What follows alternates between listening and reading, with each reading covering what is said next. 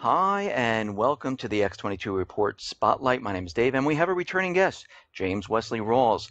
He is a survivalist author. He authored several best-selling nonfiction and fiction survivalist books. Some include Patriots, Surviving the Coming Collapse, Liberators, a novel of the coming global collapse, tools for survival, what you need to survive when you're on your own. And on December 1st, he has a new book coming out called Land of Promise. His expertise is primarily in retreat, security, food storage, firearms, communications, first aid, and off-grid power system. James is a former U.S. Army intelligence officer and is the owner and creator of survivalblog.com. James, welcome to the Spotlight. Thanks for having me on.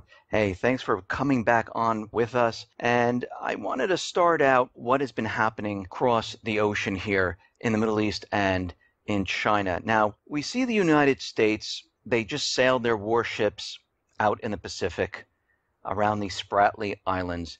And we see things are really heating up in the Middle East. And we see Russia now is in Syria fighting the Islamic State. And I just wanted to kind of bring this together and try to understand what is happening at this point and why is all this happening right now?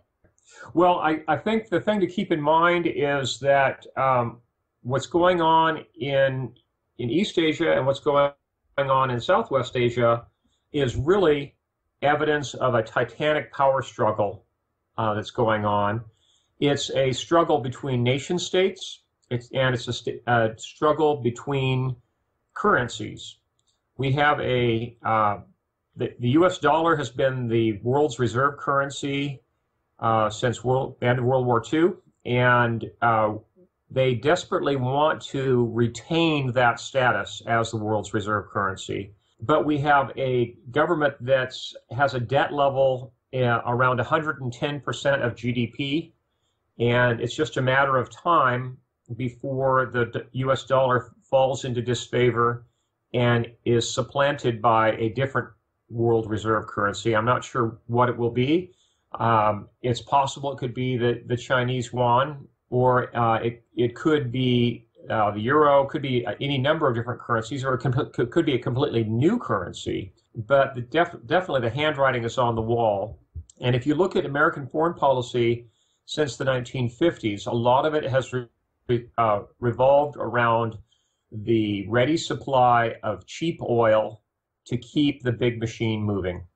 And if you look at our foreign policy in the Middle East for the last 20 years, you can see that there's been a really strong emphasis on propping up governments that are pro-Western and that want to trade in oil in U.S. dollars, and demonizing any country that dares to start trading in oil with anything other than dollars. And that's one of the reasons that Iran has really been in disfavor with the United States. Currently, the situation in Syria is very dire. There are so many different actors in play there that it's really a gamble to see how it's all going to turn out. There are so many nation states and so many surrogate armies involved in Syria. It's really hard to keep track. You've got the former Soviets, the Russians have come in with the goal of both supporting the Syrian government and with trying to suppress ISIS. But they've been expending just as much money, manpower, material, and effort and air hours with air sorties going against Kurdish separatists as they have going against ISIS. So we run the risk with the involvement of both Russian special forces, the Spetsnaz, and American special forces in country, and both Russian aircraft and American fighter and bomber aircraft in country. We really run the risk of going, as Slim Pickens put it, toe-to-toe in nuclear combat with the Ruskies. So we're really at risk of a conflagration in Syria. It could very well go nuclear, and it could very well turn into World War III. We see this occurring right now. Now, let me just clarify something here. Russia and China, for that matter, they are not like Yemen, Iraq, where the U.S. can go into those countries and pretty much overrun the government there and do whatever they need to do in those countries, replace the government, whatever they're doing. Russia and China, on the other hand, they're basically advanced actors. They have weapons equal to or greater than the United States. Right. And as we move forward here, before we even get to a nuclear war, how do you see this playing out with Russia and China if both of them get involved in this? Do you see the United States having the upper hand, or do you see the United States not doing so well against these countries? Well, with Russia, we have the disadvantage of having much longer chains of supply. The Russians have almost internal lines of supply into that theater. So they have that inherent advantage. They also seem to have much greater resolve than the U.S. government. Our current administration, or the Obama regime, as I refer to it, has no backbone whatsoever.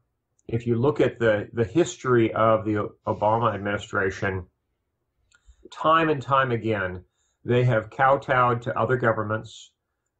They have bowed literally to Islamic governments, and they just don't show any really strong resolve at all.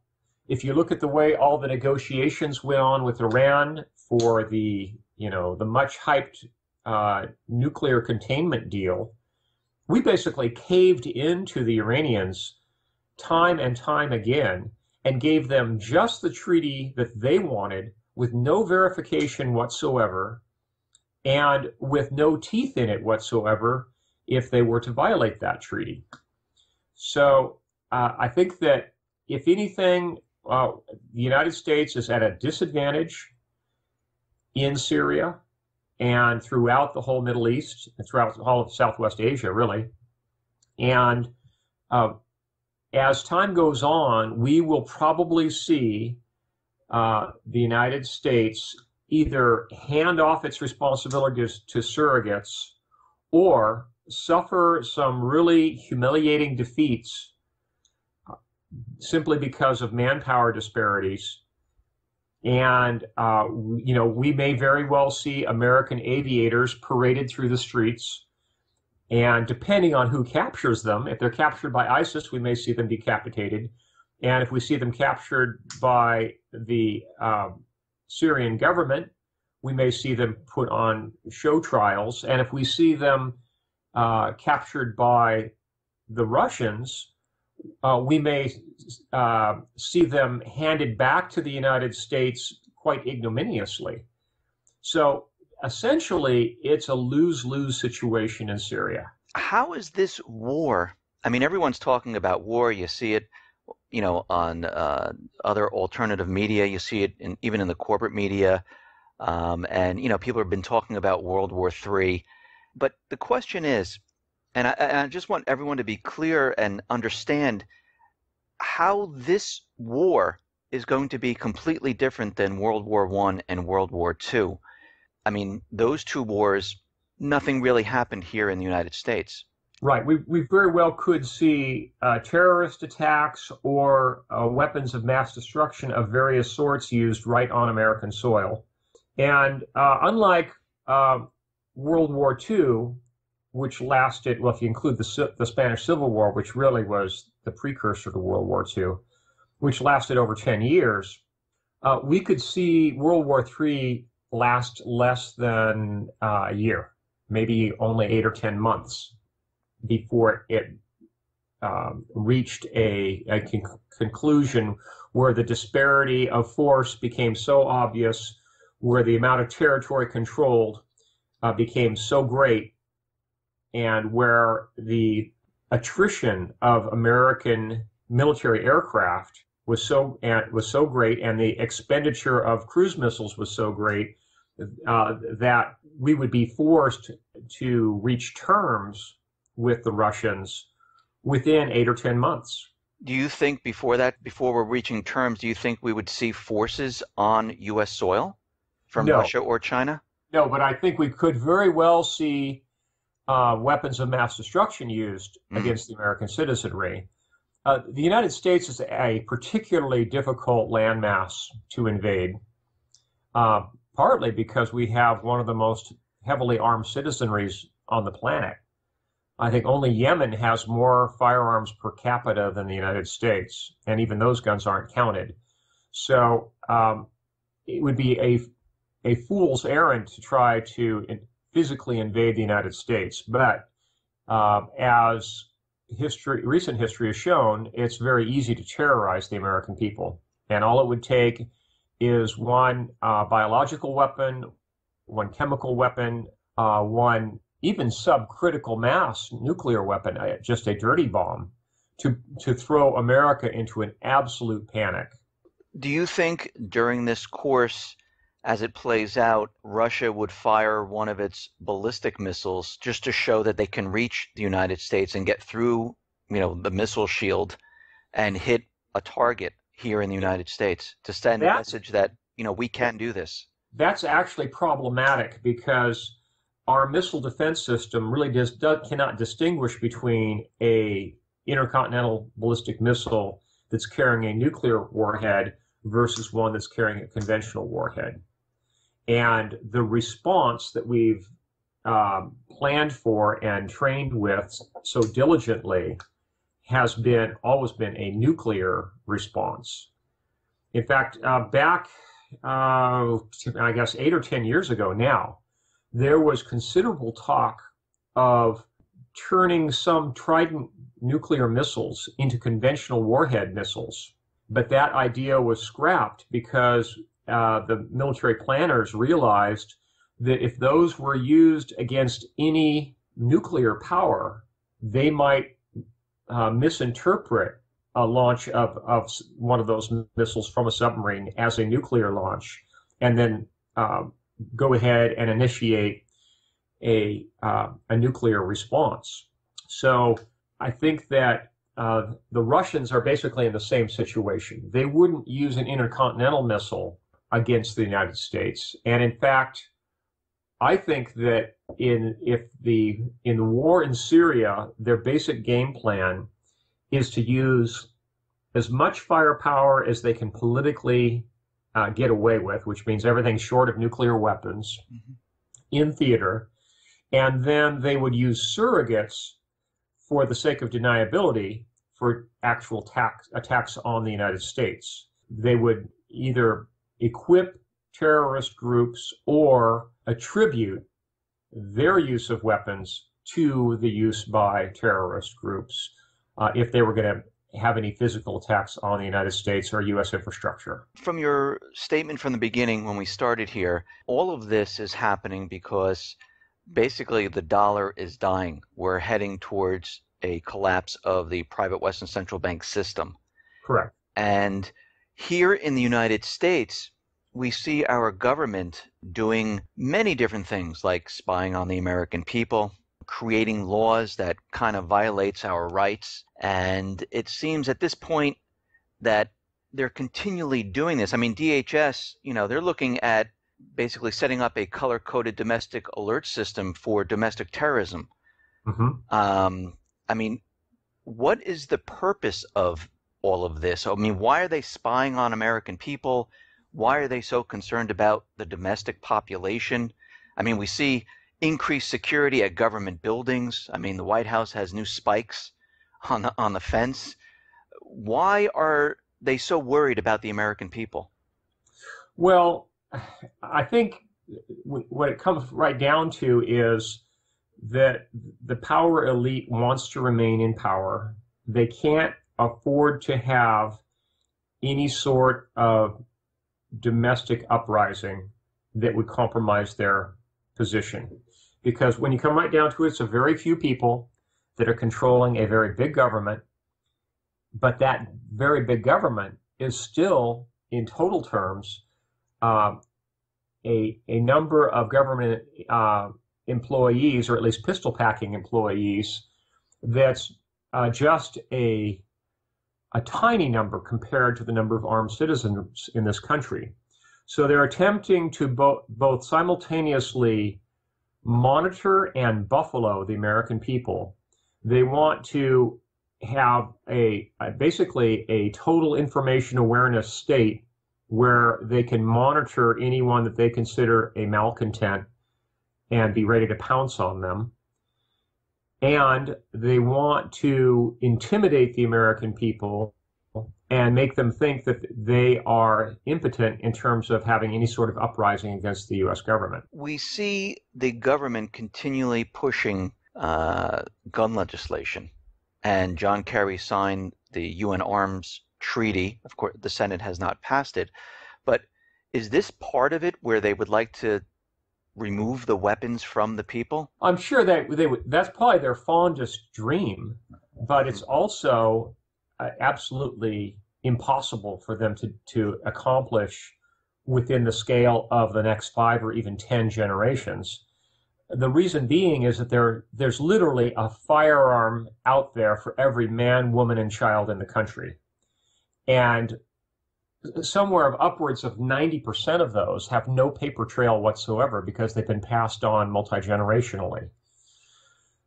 Without any positive paper trail, that they don't have a prayer of being able to round up those guns. And if you look at the gun registration programs that have been attempted in places like California and more recently in New York State, the level of non-compliance for registration is somewhere on the order of 80%. And these are American citizens who are facing felony prosecution for failure to register their so-called assault weapons. 80% of them are not complying. So that tells me that it's just absolutely impossible to try to disarm the American people. And for purposes of illustration, I always like to bring up the example of the Troubles in Northern Ireland. The low-level guerrilla war that took place in Ireland, Northern Ireland, for more than 40 years was carried out with less than 200 military firearms. 200 guns were what was keeping the British bogged down in Northern Ireland to the tune of about a quarter of their military force for decades, simply because they couldn't round up 200 guns. America is a nation of 300 million guns, and even if only 2 or 3% of the American citizenry developed a backbone and decided to take up arms against the U.S. government, the pool of available weapons is so large that it would be absolutely impossible to disarm the American people. Not to mention that 3D printer technology is coming along to the point where basically anyone can create a gun, an untraceable gun at home. Yeah, albeit, it's probably going to be a single-shot weapon, most likely. But in the right hands, a single-shot weapon works just fine. But they're continually trying. I mean, they continually... Oh, yeah, sure. They want it to happen. Yeah. Like I say, it's their fondest dream. But it's just not realistic to think that they're going to make it happen. In the short term, they could pass legislation making it illegal to own a magazine-fed or detachable magazine semi-automatic firearm, and they could put a very stiff penalty on it. But what they'll end up doing is turning more than half of the American citizenry into felons, just waiting to be prosecuted. You can't lock up half the population. It's just not going to happen. We understand that this dollar system and everything that we've been looking at with the economy, we see that the economy, even though the government continually tells us that everything is fine, it's recovering, unemployment is very, very low. The Fed comes out and tells us that, you know, everything that they're looking at is fine.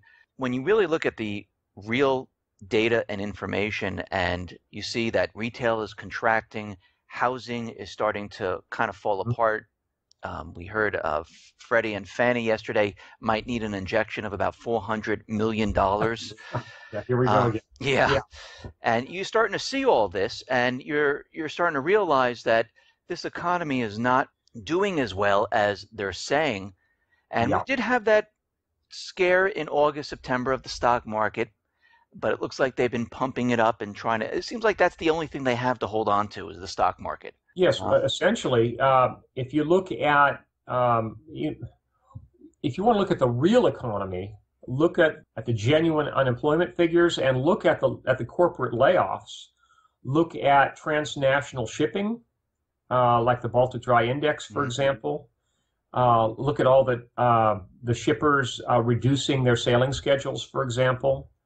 Look at layoffs by companies like Caterpillar Tractor in Peoria, Illinois. Cat Tractor is a multinational corporation. It's not just an American corporation.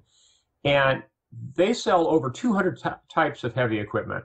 If they can't make a profit and keep their employees working, selling into a global market, then that tells you that we're in a global depression.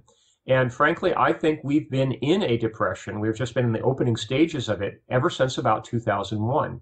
In the long term, our economy is pretty well doomed because it's tied to a fractional reserve banking system and a system of very heavy taxation and a inherently weak economy that's being only propped up by artificially low interest rates. If it weren't for ZIRP, or what's soon to become NIRP, negative interest rate policy, we wouldn't have a functioning economy right now. We would be in the depths of a depression greater than the depression of the 1930s.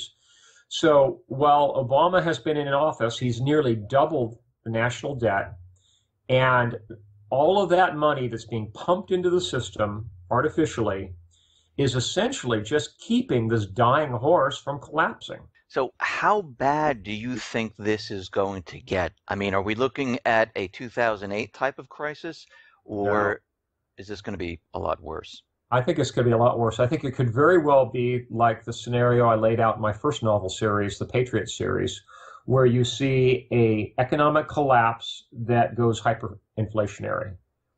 Because at this point, the government has backed itself into a corner. They cannot lower interest rates anymore.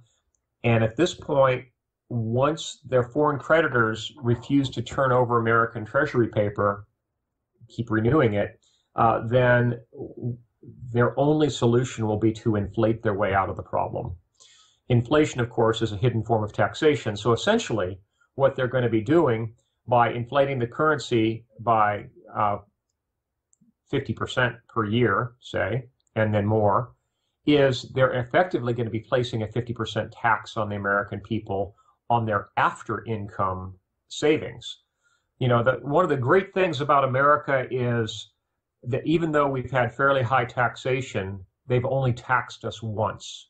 You get taxed once on your income, and then that's it. You can keep it, and it's yours to keep.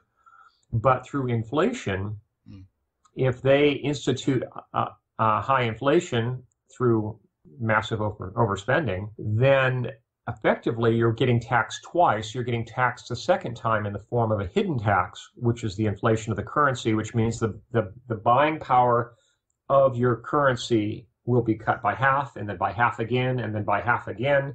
And the beneficiary will be the government. It'll essentially be like what happened in Mugabe's Zimbabwe, where hyperinflation taxed away the net value of everyone's savings, both what they had in the banks and their mattress money. It was essentially taxed away to zero. By the time all was said and done, the largest bill they printed was a $100 trillion bill, And those were only in circulation for a couple of months before even they became worthless. So we could very well see a comparable situation in the United States where the government attempts to or tax its way out of the problem through a hidden form of taxation, hyperinflation. Overstock Chairman Jonathan Johnson, he came out and he says that his company is preparing. I mean, they have something like $10 million worth of gold coins. They're putting away food and supplies. Right. And this is huge because this is telling the world right now, especially everyone in this country, that something is wrong here. And he's telling, and from this message, we're hearing that you should prepare. I mean, why should people prepare right now for what is coming? And we understand that there's a collapse looming right on the horizon, but why is it so important to prepare? Well, you really can't count on the government to bail you out uh, in any sort of disaster. And in the event of an economic collapse, the only beneficiary will be the government itself. They are going to do everything they can to perpetuate their own system as long as they can on the backs of the American people. So it stands to reason that we need to insulate ourselves from the effects of inflation. That means getting out of dollars themselves and any dollar denominated assets and shifting a good portion of our net worth into tangibles. And by that, I mean productive farmland, firearms, common caliber ammunition, precious metals, perhaps a few colored gemstones. But get your money out of dollars and into tangibles, because anything that's in dollars is either going to be taxed away or inflated away to the point where there's nothing left. You need to prepare, and you need to physically stock up on storage food, because we very well might see a depression that could last, a full-scale depression. Like I say, we've been in the opening stages of it for 15 years, but now we're going to see the real depth of it. The real depth of it could last another 15 years. So that means extensive food storage and developing the capability to be self-sufficient as much as possible through large-scale gardening and through the production of livestock on your own property. That's where real survival comes in. And you really need to be prepared to do that, because if the economy totally falls apart, there will be no source of resupply, and the starvation rate will exceed that of the Great Depression. So if I'm a person living in a city, maybe not New York, but a small city, and I'm living in an apartment, I mean, what are my chances surviving in the city, in the apartment? Will I be able to go to the food store and get food and supplies? Probably not. Yeah, if things get really bad, we'll probably see an economic crisis that causes a run on ATMs, followed by a run on grocery stores, and then basically any other decent tangible that's on the shelf, people will clean out. All the hardware stores will get cleaned out, for example. For your average apartment dweller, there's not a lot you can do except pray hard and stock up to the extent that you can fit in your apartment in the storage food. And hopefully you're in an area where you have a open source of water that you can transport easily, because if there's a full-scale collapse, we really could see a power grid collapse, and with that, all of the civic water supplies would fail as well. So in a worst-case scenario, an apartment dweller probably isn't going to make it. Statistically, your chances of survival will probably be less than 5%.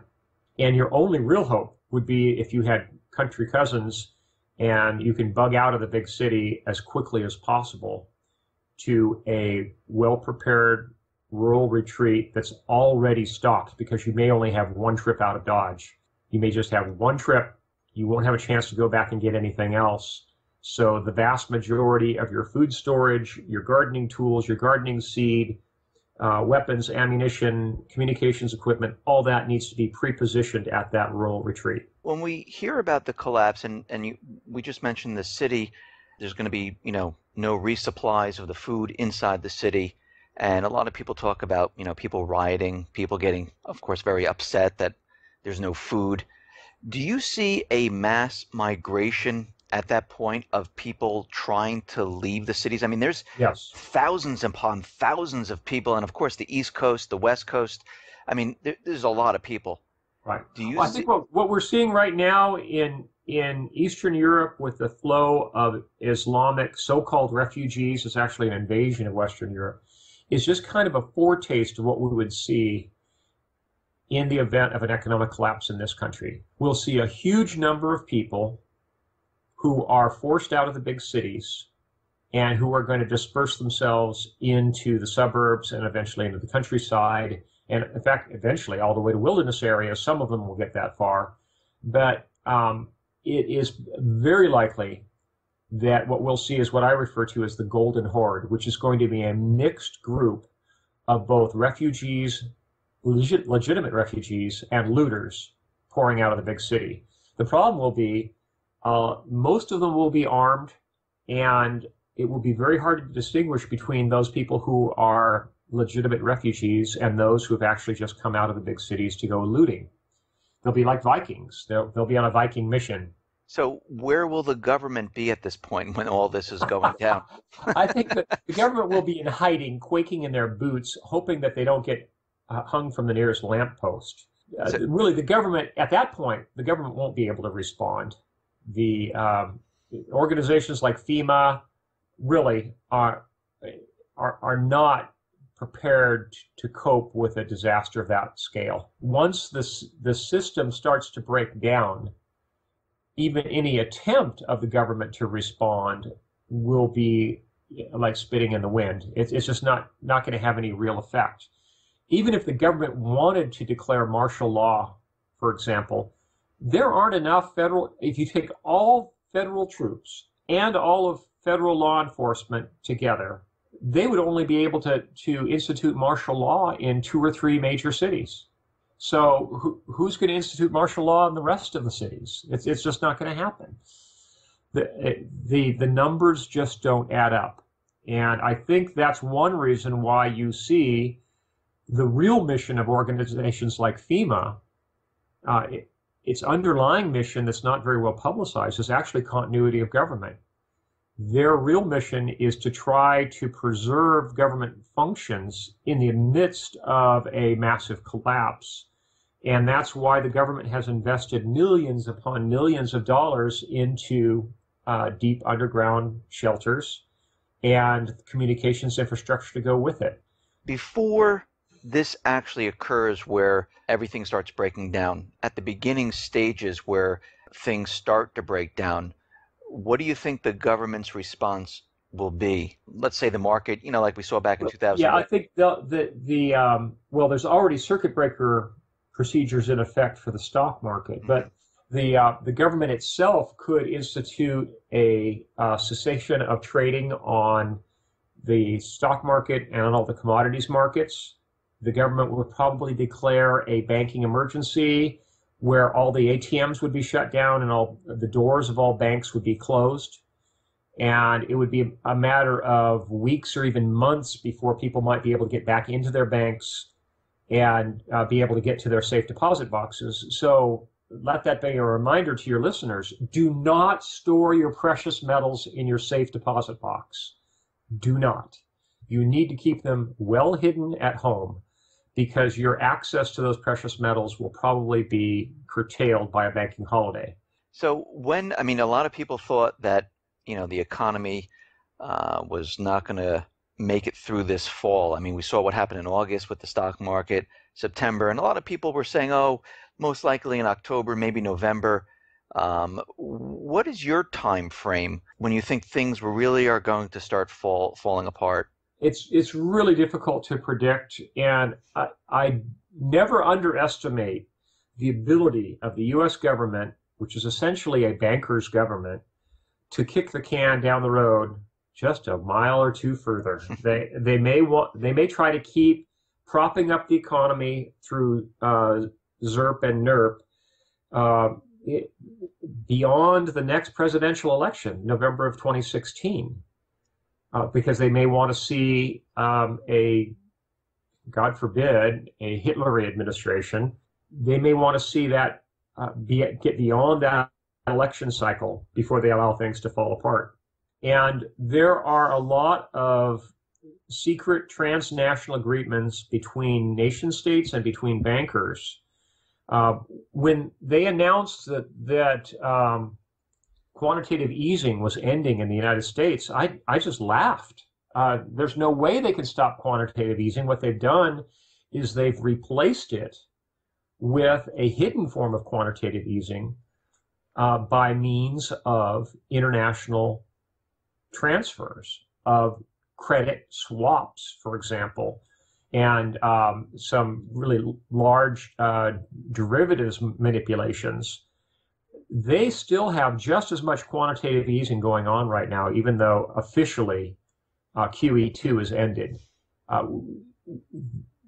There is no way that they can keep the economy rolling along without the creation of massive quantities of make-believe dollars. And I think they will continue to do that as long as possible, because let's face it, the politicians that we have in office are not statesmen who are thinking about the next generation. They are truly politicians who are only concerned with the next election. For my last question, I wanted to ask you this. I mean, Obama is continually out there and he's giving speeches, and he mentioned this many, many times where people were asking him about a third term. And we hear a lot about that, and he says it's completely unconstitutional. But yes, it's very odd to me that they keep bringing that up. I mean, we know that he can't run for a third term, but is there a way for him to stay as president? Well, yeah, I guess he could stay as president pro tempore or whatever if they have to suspend the election. Say, for example, they orchestrate a collapse before the November 2016 election. If there's an absolute economic collapse and there's chaos in a lot of major American cities, they could suspend the election and keep the Obama regime in office for quite a long period of time. There's no precedent for that, but